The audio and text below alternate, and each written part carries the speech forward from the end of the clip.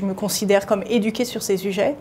Et pourtant, j'ai pris une énorme, nous, ce qu'on appelle une gifle climatique, qui m'a personnellement touchée. Je me suis rendu compte que j'avais plein de données, mais que j'avais jamais intégré intimement l'urgence pour agir pour le climat. Comment est-ce qu'on arrive à allier cette image de Startup Nation et de créer en fait de la croissance et du business en impactant de moins en moins même l'environnement et notre planète. Aujourd'hui, l'économie elle est majoritairement linéaire. C'est extraire, produire, consommer, jeter.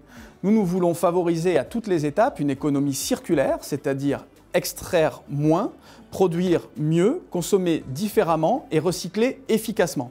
Donc c'est cet investissement court, moyen et long terme que nous souhaitons faire, à la fois sur une trajectoire financière, 10 milliards d'euros par an sur le quinquennat, donc 50 milliards d'euros d'investissements nouveaux publics consacrés à la transition écologique, et puis des mesures d'accompagnement pour l'efficacité énergétique, la sobriété.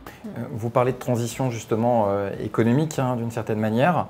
Derrière, ça implique des emplois, des transformations de secteurs d'activité importants. Comment vous voyez justement la reconversion ou l'accompagnement de la reconversion des personnes qui vont être concernées par ces changements majeurs? La formation professionnelle, la reconversion va être au cœur de nos stratégies. Il faut aussi travailler sur l'orientation. Nous voulons développer absolument l'orientation vers les nouveaux métiers de la transition écologique dès le lycée ou dans les formations initiales, parce qu'on sait que des entreprises ont des besoins majeurs et aujourd'hui ont du mal à recruter. Il ne faudrait pas qu'on soit freiné finalement dans la réalisation de la transition écologique par un manque de main-d'œuvre qualifiée. Est-ce qu'il y a une volonté forte de dire que ça ne doit pas être que les grosses entreprises, ça doit être tous les acteurs, parce qu'en fait, c'est ce qui compte. Tout ne repose pas sur les grands groupes en France et vous avez raison de dire qu'il faut avoir les PME ensuite qui soient capables de démultiplier cet effort et donc cette valeur d'exemple de quelques grandes sociétés peut être intéressante.